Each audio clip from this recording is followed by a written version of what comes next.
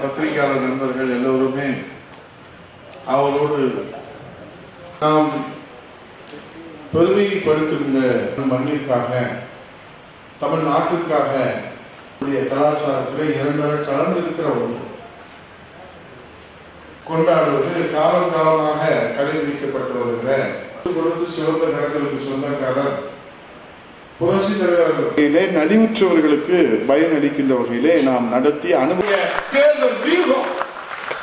நேற்று என்ன சொன்னீங்க, இன்னைக்கு என்ன சொல்றீங்க? அவன் விமர்சனம் பண்றான், இதுல குழப்பத்தை விளைவிக்கிறாங்க. ஆட்சி அமைச்சா நீங்க என்ன ஆட்சி அமைப்பீங்க அப்படின்னு கேட்கிறாங்க. நேற்று வரைக்கும் என்ன சொன்னாங்க? 3வது இடத்துக்கு தாங்க போட்டி, 2வது இடத்துக்கு தாங்க போட்டி, 1வது இடத்துக்கு போட்டியே இல்லைன்னு சொன்னவங்க இன்னைக்கு நடுநடுங்கி போயிருக்கிறாங்க. நான் சும்மா எதையும் மேடையில பேச முடியாது. 2 உதாரணம். இந்த கூட்டணி அமைந்ததற்கு பிறகு ஸ்டாலின் எப்படி நடுங்கி போயிருக்கிறார் என்பதற்கு முதல் உதாரணம் சட்டசபையில அங்கே தீர்மானத்திற்கு நன்றி தெரிவிக்கிற விவாதம் நடைபெறுகிறது. அதற்கு முதலமைச்சர் நன்றி தெரிவிக்கிற போது சொல்லுகிறார், எதிரே அமர்ந்திருக்கிற ஆளுங்கட்சி அதிமுக என்று ஒப்புதல் வாக்குமூலத்தை ஸ்டாலின் அவர்கள் கொடுக்கிறார். சொல்லிவிட்டு அவரே சொல்கிறார், நான் பதற்றமாக இருக்கிறேன், நான் எதிர்க்க இருக்கிறேன்.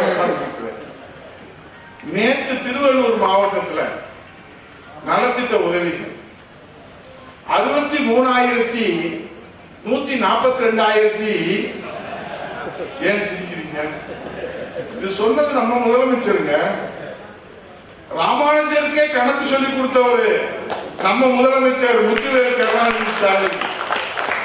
63,142 நம்ம அவ்வளவு பேருக்கு நலத்திட்ட கொடுக்கிறோம். ஏன் நடுக்கம்?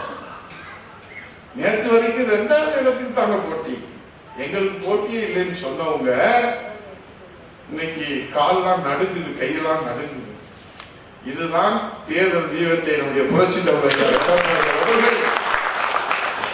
தொண்டர்களுடைய நம்பிக்கையோடு இன்றைக்கு அமர்ந்திருக்கிறார்கள். புரட்சி தலைவர் எடப்பாடி அவர்கள் சட்டப்பேரவை வளாகத்திலே சொல்லியிருக்கிறார்கள்.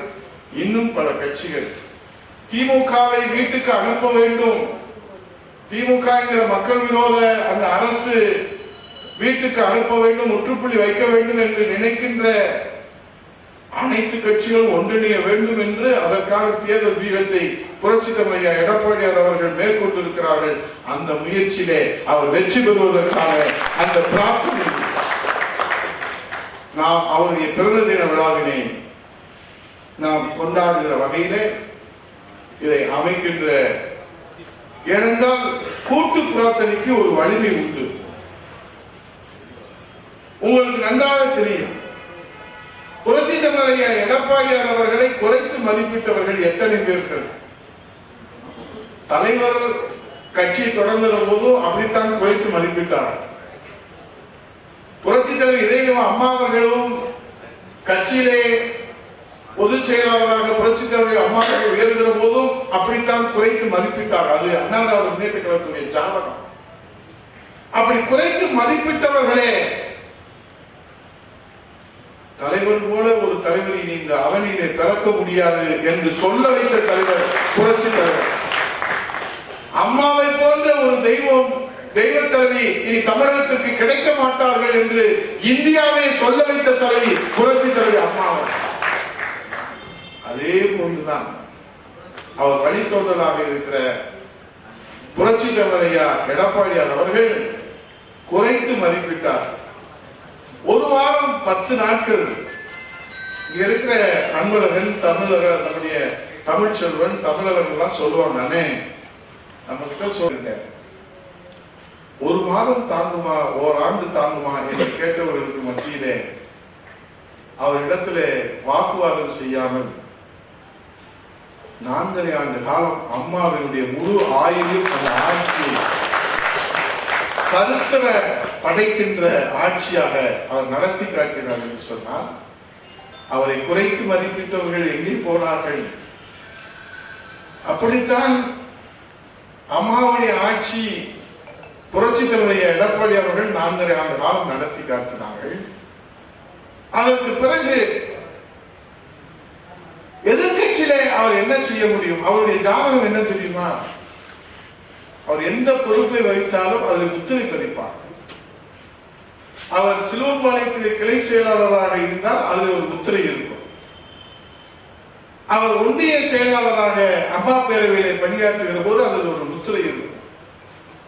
பால்வளத்தினுடைய சேர்மனாக அவர் பணியாற்றுகிற போது தமிழ்நாட்டிலேயே கூட்டுறவு சங்க பால் விற்பனையிலே ஒரு சரித்திர சாதனை படைத்த தலைவர் நம்முடைய புரட்சி தமிழ் எடப்பாடியார் அன்றைக்கு பால்வள தலைவராக ஒரு சாதனை படைத்தார். சட்டமன்ற உறுப்பினராக அவர் எடப்பாடியில போட்டியிடுகிற போது எல்லோரும் பல்வேறு விமர்சனங்களை முன்வைத்தார். அதையெல்லாம் தாண்டி மக்களுடைய நம்பிக்கையை பெற்று முத்திரை பதித்தார். அம்மா அவர்கள் கூட அவரை அழைத்து, இது ரகசியம் என்றாலும் கூட அவருடைய மன உறுதிக்கும் மக்கள் மீது அவர் வைத்திருக்கிற அசைக்க முடியாத நம்பிக்கைக்கு ஒரு சான்று.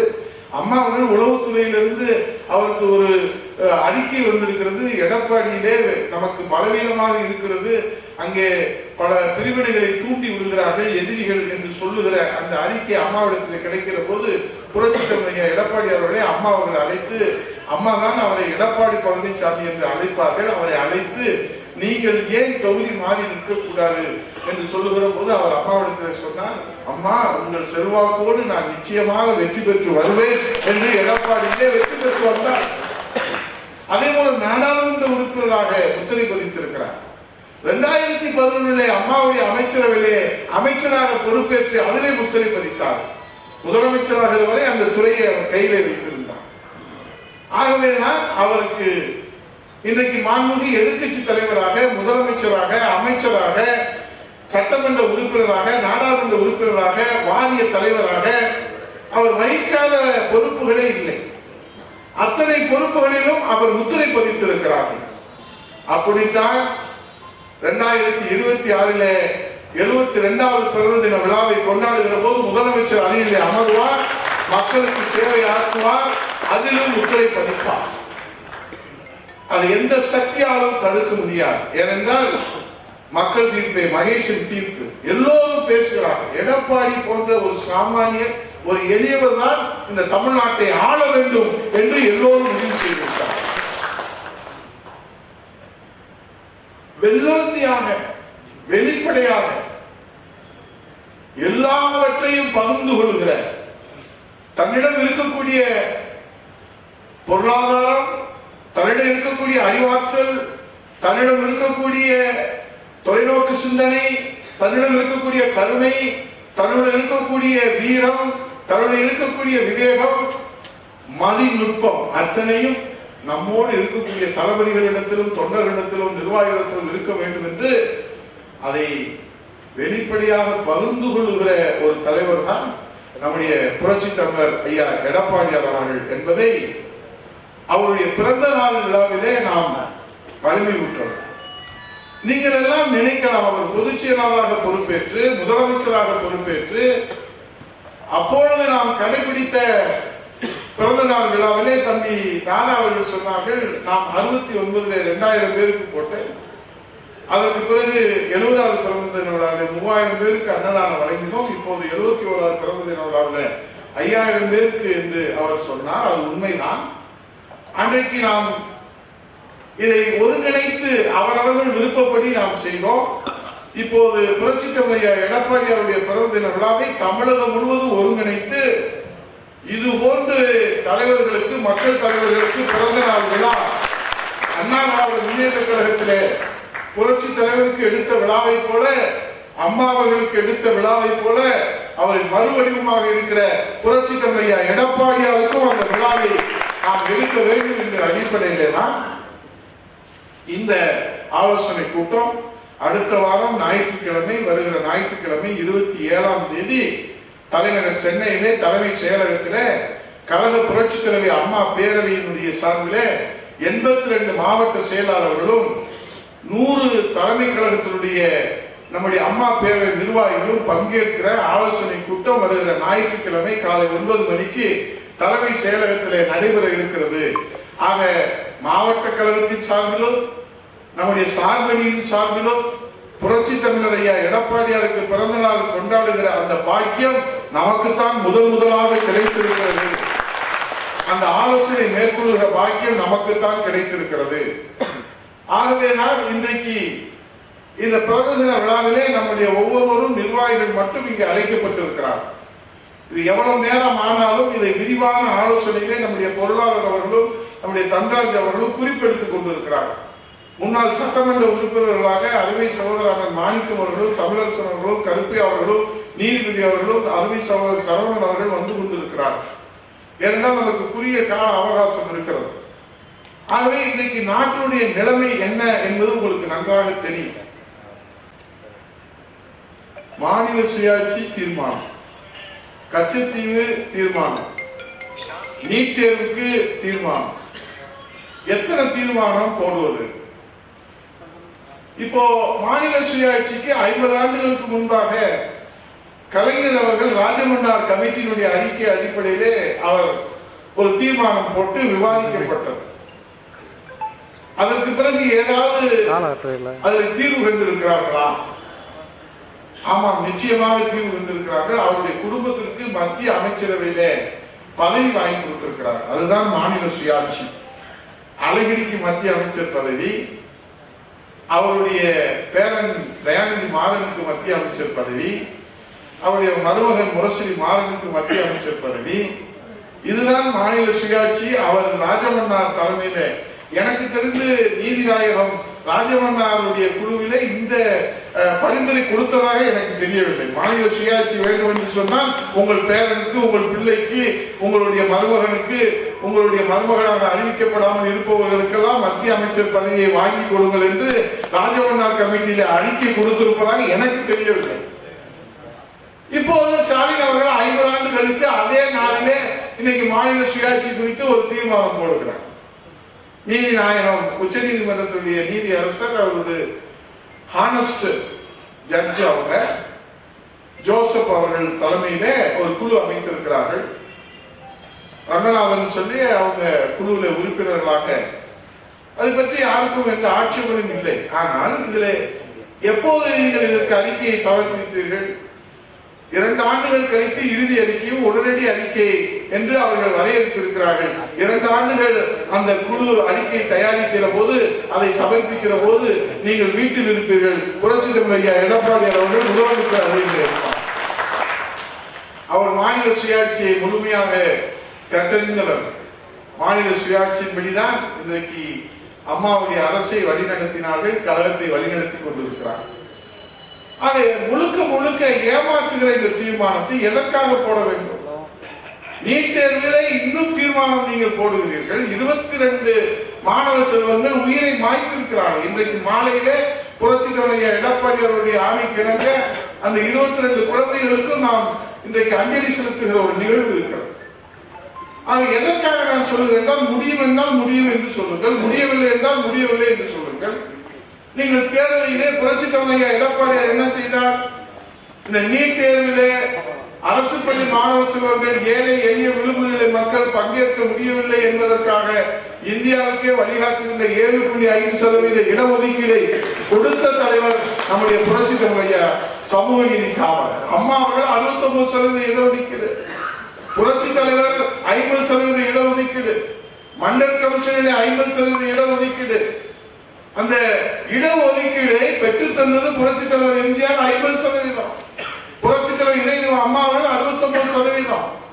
அது இந்திய அரசியல் அமைப்பின் 9வது அட்டவணையிலே இடம்பெற செய்தார்.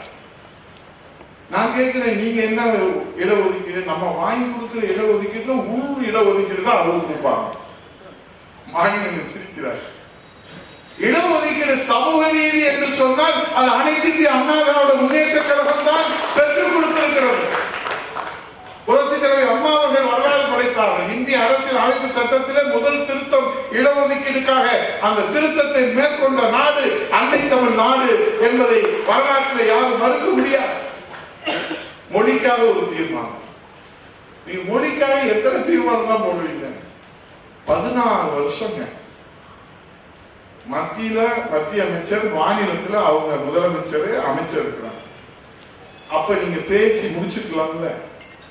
இந்த மாநில சுயாட்சி, இந்த மும்மொழி கொள்கை, இந்த கச்சத்தீவு பிரச்சனை, இதெல்லாம் நீங்க எதுவுமே செய்யாம விட்டுவிட்டு இப்ப சாக போற நேரத்துல சங்கரான்னா எப்படி சங்கரை வந்து காப்பாற்றுவார்? நீங்க வீட்டுக்கு போறது உறுதியாயிடுச்சு, மக்கள் தீர்மானிச்சுட்டாங்க, உங்களுக்கு தெரிஞ்சிருச்சு, உளவுத்துறை மூலமா தெரிஞ்சிருச்சு, ஆகா நம்ம வீட்டுக்கு போறோம்.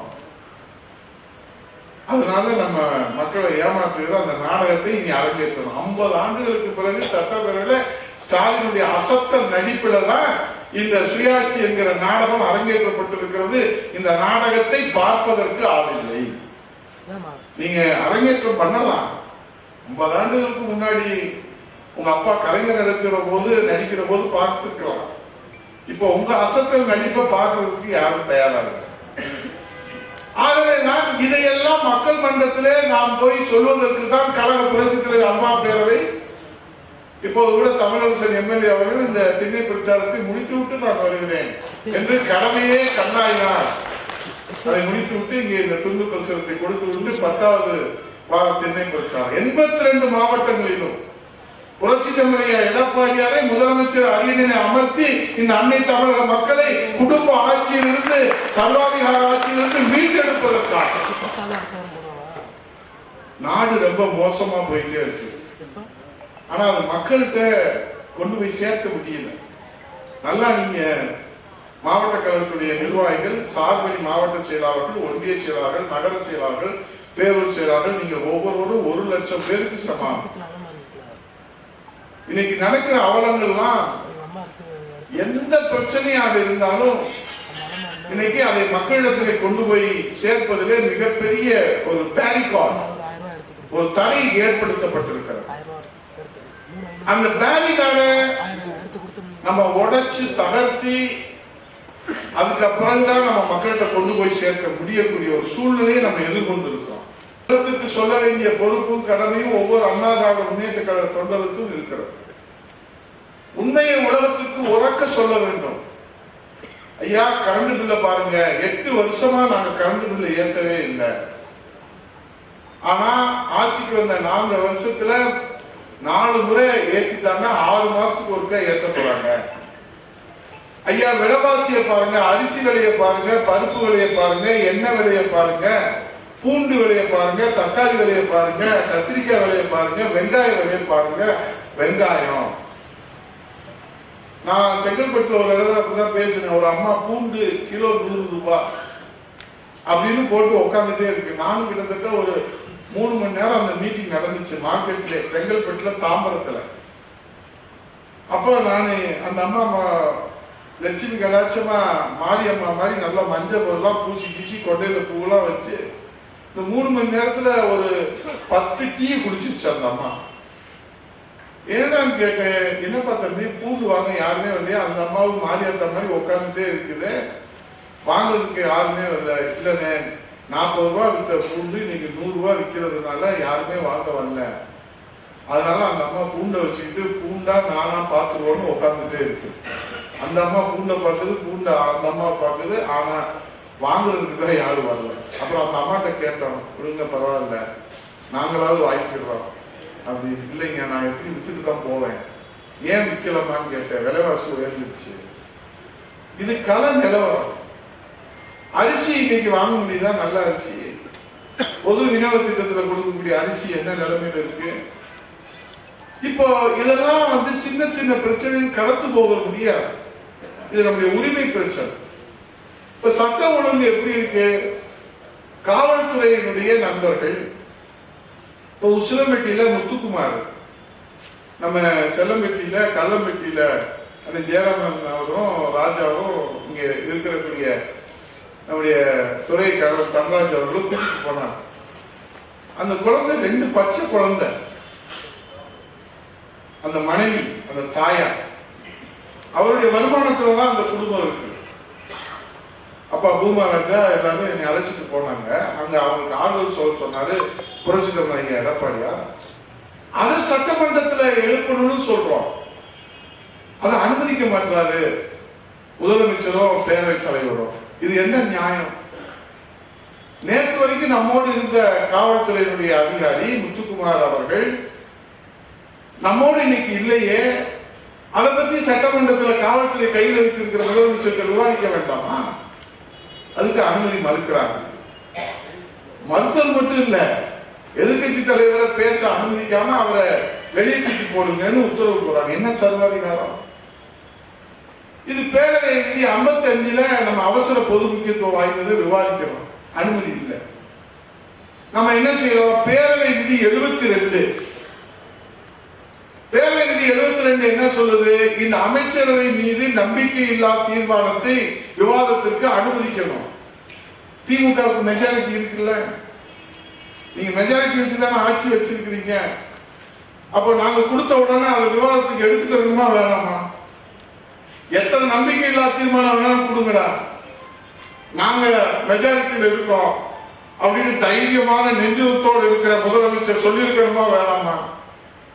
முதல்ல எதிர்கட்சி துணைத் தலைவராக இருக்கக்கூடிய உங்களுடைய சகோதரராக இருக்கக்கூடிய இந்த சாமானிய உதயகுமார் புரட்சி தமிழர் ஐயா எடப்பாடி அவருடைய வழிகாட்டியோடு பேரவை விதி 72 கீழே 3 அமைச்சர்கள் மீது நம்பிக்கையில்லா தீர்மானம், டாஸ்மாக்ல 1000 கோடியை முறைகேடு செய்திருக்கிற அதனுடைய அமலாக்கத்துறை வெளியிட்டிருக்கிற செய்தி குறிப்பின் அடிப்படையில நம்பிக்கையில்லா தீர்மானம் நாங்கள் இங்கே கடிதம் கொடுத்திருக்கிறோம்.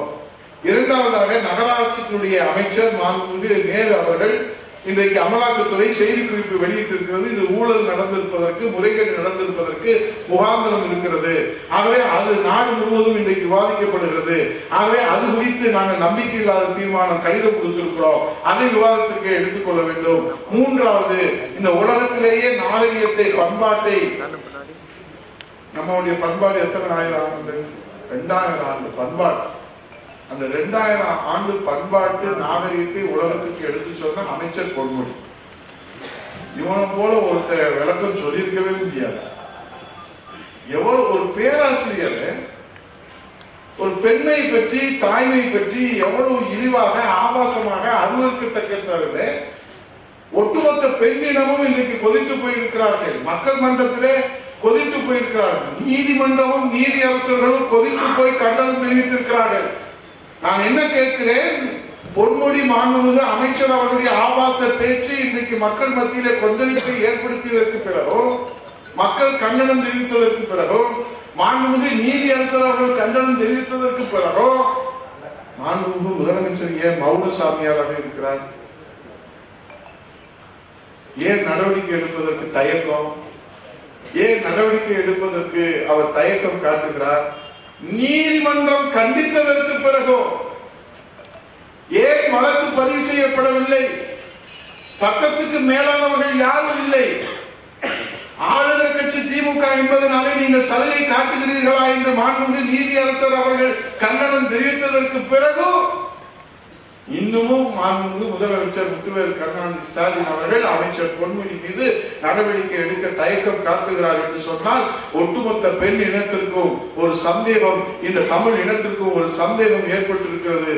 ஒருவேளை பொன்முடி அவர்கள், மாண்புமிகு அமைச்சர் அவர்கள் பெண்களை பற்றி ஆபாசமாக பேசிய அந்த கருத்திலே முத்துவேல் கருணாநிதி ஸ்டாலின் அவர்களும் உடன்படுகிறாரோ, ஒத்து ஊதுகிறாரோ, ஆதரிக்கிறாரோ, வரவேற்கிறாரோ, அதனாலே அவர் மீது நடவடிக்கை எடுப்பாக தயங்குகிறாரோ என்கிற சந்தேகம் பெண் இனத்திற்கு வந்திருக்கிறது, தமிழ் இனத்திற்கு வந்திருக்கிறது. இதற்கு பாடம் வகுக்கின்ற வகையிலே நீங்கள் எழுதி வைத்துக் கொள்ளுங்கள். 2026 ஒவ்வொரு வாக்குச்சாவடியிலும், குறிப்பாக பெண் வாக்குச்சாவடியிலே திமுகவை இந்த தமிழ் இனத்திலே இந்த பெண் இனம் புறக்கணிக்கும், அவர்களை தள்ளி வைப்பார்கள். அவர்களுக்கு பூஜ்ஜியமும் இரட்டை இலைக்கு ராஜ்யமும் புரட்சி தமிழர் எடப்பாடியார் முதலமைச்சர் அணிந்து அமர்த்துகிற அந்த மகத்தான தீர்ப்பை வழங்குவார்கள். இது மௌன புரட்சி. இன்றைக்கு நேற்று கூட நம் மகளிர் அணி சகோதரர்கள், இங்கே சகோதரி சிவதி சுவாமிநாதன், உஷா போன்றவர்கள், இங்கே சாந்தி போன்றவர்கள், வனிதா போன்றவர்கள் எல்லோரும் அங்கே வந்திருந்தார்கள். அங்கே லட்சுமி அவர்களுடைய தலைமையிலே மகளிரினுடைய சார்பிலே ஒரு கடும் கண்டனத்தை தமிழகம் முழுவதும் இது போன்ற கண்டனங்கள் தொடுக்கப்படுகிறது. ஆனால் எதையுமே கண்டுகொள்ளாத ஒரு முதலமைச்சர் எப்படி ஆட்சி நடத்துவது? ஒரு கண்டனம் வருகிறது என்று சொன்னால் என்ன காரணம் என்று தெரிய வேண்டாமா? ஆகவேதான் இன்றைக்கு உங்களிடத்திலே புரட்சி தமிழர் ஐயா எடப்பாடியார் அவர்கள் 71வது பிறந்த தின விழாவிலே நம்முடைய மாவட்டத்தில் இருக்கக்கூடிய 3 தொகுதிகள், நம்முடைய புறநகர் மேற்கு மாவட்டத்திலே சோழவந்தான் சட்டமன்ற தொகுதி, உசிலம்பட்டி சட்டமன்ற தொகுதி, திருமங்கலம் சட்டமன்ற தொகுதியிலே இங்கே பல்வேறு கருத்துக்களை சொன்னீர்கள், இன்னும் சொல்ல இருக்கிறீர்கள். அனைத்து வாக்காளர்களும் பயனடைகின்ற வகையிலே நீங்கள் திட்டங்களை வகுத்து அனைவருக்கும் பயன்கள் சென்று சேருகிற வகையிலே நீங்கள் திட்டத்தை வகுத்து தொகுத்து கொடுங்கள்.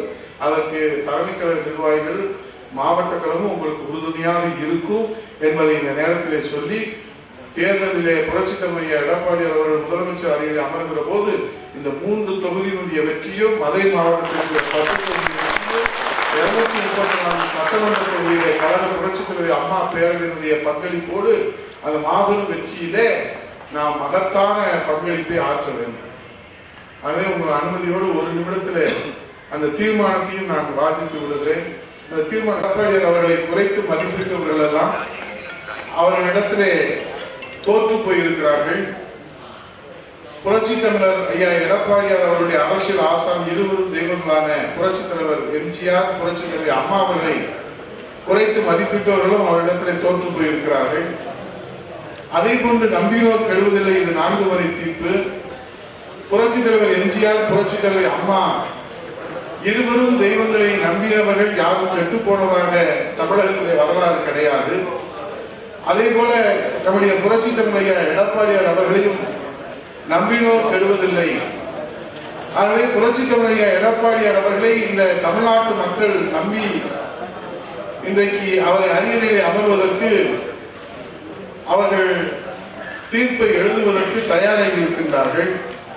அந்த தீர்ப்பை பெற்றுத் தருகிற வழக்கறிஞர்களாக உங்களுடைய வாதங்களை முன்வைக்க வேண்டும் என்று கேட்டு, புரட்சி தமிழர் நம்முடைய எம்ஜிஆர், புரட்சி தலைவி தமிழக அம்மா அவர்களை நம்பி கெட்டவர்கள் யாரும் இல்லை, நம்பாமல் கெட்டவர்கள் நமக்கு தெரியவில்லை.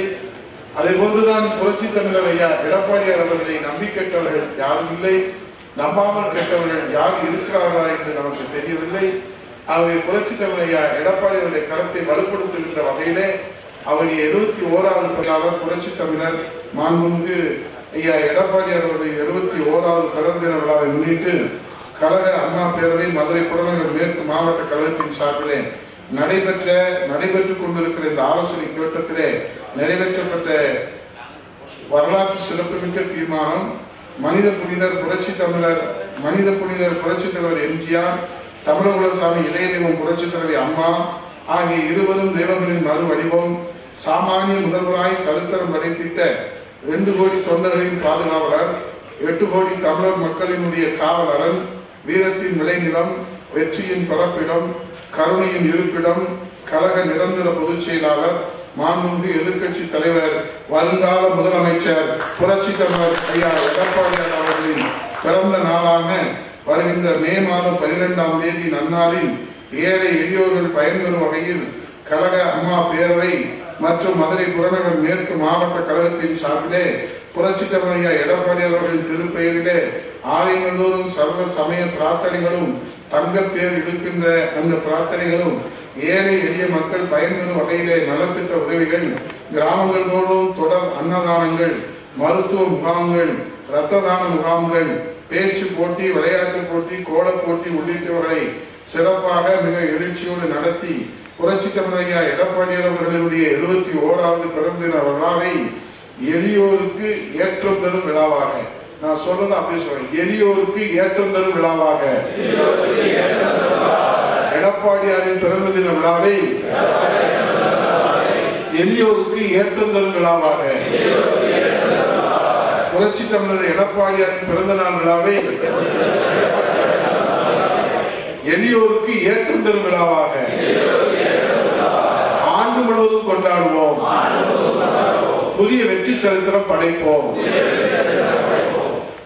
ஆண்டு முழுவதும் கொண்டாடப்படும் என்று இந்த வரலாற்று சிறப்புமிக்க கூட்டத்திலே தீர்மானம் நிறைவேற்றி இந்த இயக்கம் இன்னும் 100 ஆண்டுகள் மக்கள் பணி ஆற்ற வேண்டும் என்ற அம்மாவின் லட்சிய முழக்கங்களை தனதாக்கி கொண்டு புரட்சி தலைவர் அம்மா ஆகிய இருவரும் தெய்வங்களின் நல்லாசியோடு மக்களின் பேராதரவோடு கழகத்தை கண் இமை போல் கட்டி காத்து தமிழக உரிமைகள், தமிழ் இனத்தை காக்க தன்னையே அர்ப்பணித்து நெருப்பாற்றில் நீந்தி தொடர்ந்து உழைத்து வரும் சமூக நீதி காவலர் புரட்சி தலைவர் எடப்பாடி அவர்கள் இன்றைக்கு தீர்மானம் போடுவது, குழுக்கள் அமைப்பது என இது தவிர வேறு எந்த நடவடிக்கையும் எடுக்காமல் வெறும் நகைச்சுவை நாடகத்தை தவிர எந்த வேலையும் இந்த திமுக ஆட்சியில் நடக்கவில்லை என்பதுதான் உண்மையான கள நிலவரம். மக்களை வாட்டி வதைக்கும் இந்த கொடுங்கோல் சர்வாதிகார ஸ்டாலின் திமுக அரசில் நடைபெறும் கமிஷன், கரப்ஷன், கலெக்ஷன், சட்டம் ஒழுங்கு சீரழிவு, போதைப் பொருள் நடமாட்டம், பெண்களுக்கு எதிரான பாலியல் கொடுமைகள் என ஸ்டாலின் அவல ஆட்சியை நெஞ்சுரத்துடன் தட்டி கேட்டு சிம்ம சொப்பனமாக திகழும் சிங்கநிக தலைவர் புரட்சி தலைவர் எடப்பாடி அவர்கள் இந்திய அரசியல் வரலாற்றில் எந்த மாநில அரசும் செய்திடாத வகையில் அம்மாவின் புனித ஆட்சியில் ஒரே ஆண்டில் 11 மருத்துவக் கல்லூரிகள், 7.5% இட ஒதுக்கீடு, குடிமராமத்து திட்டம், 6 புதிய மாவட்டங்கள், மதுரையிலே எய்ம்ஸ் மருத்துவமனை, குலசேகர பட்டணத்திலே ராக்கெட் ஏவுதளம் அமைக்க 2300 ஏக்கர் நிலம் ஒதுக்கீடு, உழைக்கும் பெண்களுக்கு மானிய விலையிலே இருசக்கர வாகன திட்டம், 2500 ரூபாய் பொங்கல் பரிசு, 2000 அம்மா மினி கிளினிக், பயிர்க்கடன் ரத்து, அம்மாவின் திட்டங்களான மடிக்கணினி திட்டம், தாலிக்கு தங்கம் வழங்குகிற திட்டம், மகப்பேறு திட்டம், இது போன்ற அல்ல குறையாத அட்சய பாத்திரம் போல திட்டங்களை வாரி வாரி வழங்கி வரலாற்று சாதனை படைத்திட்ட வரலாற்று நாயகர் எடப்பாடி அவர்கள் தமிழகத்தை அமைதி பூங்காவாக மாற்றி காட்டி சாதனை திட்டங்கள் மூலம் இந்திய தேசத்திற்கு ஒரு வழிகாட்டு மாநிலமாக தமிழகத்தை உருவாக்கிய எடப்பாடி அவர்களின் இமாலய சாதனை திட்டங்களையும் திமுக அரசின் மக்கள் விரோத செயல்களையும் திண்ணை பிரச்சாரங்கள் மூலமாக கிராமங்கள் தோறும் வீடு வீடாக ஒவ்வொரு வாக்காளரிடத்திலும் எடுத்துச் செல்லும் இந்த புனித பணியை உணர்வோடு மேற்கொண்டு நம் தமிழ் இனத்தின் உரிமையை மீட்டெடுத்து மீண்டும் புரட்சி தலைவர் எடப்பாடியாருடைய தலைமையிலே அம்மாவின் புனித ஆட்சியை மலர செய்வோம். வருகின்ற 2026ஆம் ஆண்டு மே 12ஆம் தேதி புரட்சி தலைவர் எடப்பாடி அவர்களின் 72வது பிறந்த நாள் விழாவின் போது புரட்சி தலைவர் அம்மா ஆகிய இருவரும் தெய்வங்களின் அருளாட்சியோடு தமிழக மக்களின் பேராதரோடு எடப்பாடி அவர்கள் முதலமைச்சர் அரியணையிலே நிச்சயம் அமர்ந்திருப்பார். மக்கள் தீர்ப்பே மகேசன் தீர்ப்பு என்பதை போல கழக அம்மா பேரவை, மதுரை புறநகர் மேற்கு மாவட்ட கழக விசுவாச தொண்டர் படை ஊர் உறக்கம் பாராது, இரவு பகல் பாராது, கண் தூஞ்சாமல் அயராது பாடுபடுவோம் என இக்கூட்டத்திலே சூழலை ஏற்று புதிய வெற்றி சரித்திரம் படைப்போம். கழக அம்மா பேரவை மதுரை புறநகர் மேற்கு மாவட்ட கழகம் சொல்லி பலத்த கரோடு எழுப்பி இந்த தீர்மானத்தை நிறைவேற்றி தர வேண்டும் என்று உங்களை வணங்கி கேட்டு நன்றி கூறி விடைபெறுகிறேன். நன்றி, வணக்கம். அடுத்ததாக